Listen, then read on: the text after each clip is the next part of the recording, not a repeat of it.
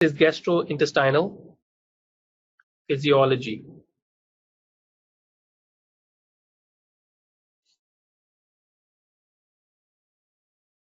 So if we look at the histology,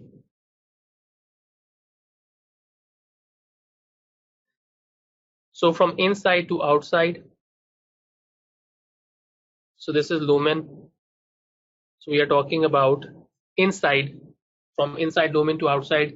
First, there is the mucosa, which consists of 3 layers: epithelium, lamina propria, and muscularis mucosae. Epithelium, lamina propria, and muscularis mucosae.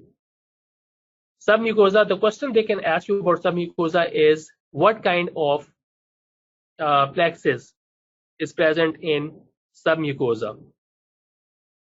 It's called Meissner plexus. Because it is close to mucosa, so it makes sense that it will be responsible for secretory activity. It is responsible for secretions in the lumen. Meissner plexus. After submucosa, there is the muscularis externa, and the question will be where mesenteric plexus is present. It is present in muscularis externa, which consists of inner circular, outer longitudinal, and in between there is the mesenteric plexus, which is responsible for motor activity. Meissner is responsible for secretory activity present in submucosa. Mesenteric is present responsible for motor activity, which is present in muscularis externa.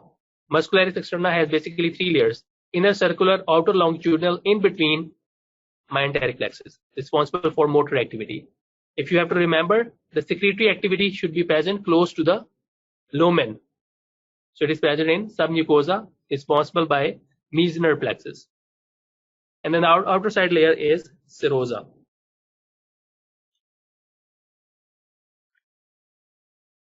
So serosa is when the organ is intraperitoneal, and then it is also called adventitia when retroperitoneal, just for your knowledge.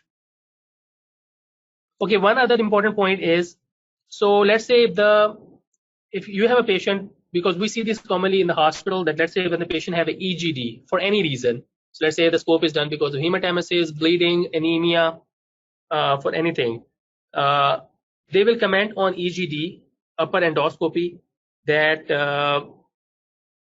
they saw some erosion in the stomach. So when they talk about erosion is present up to level of mucosa. It is only in the mucosa. So if the defect is in the mucosa, it is called erosion. But if the defect is extended into submucosa or below, like muscularis externa, then it is called ulcer. So if it is in the mucosa, erosion, but if submucosa or below, that is called ulcer. And you will see this commonly clinically in the hospitals.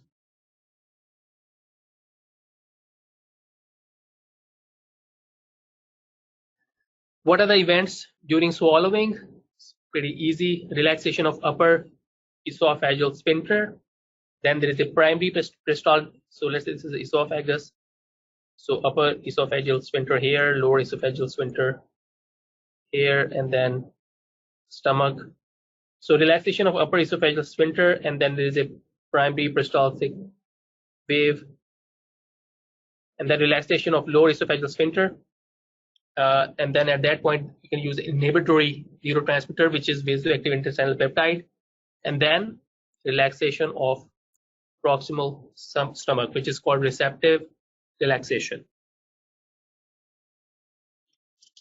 Events during swallowing.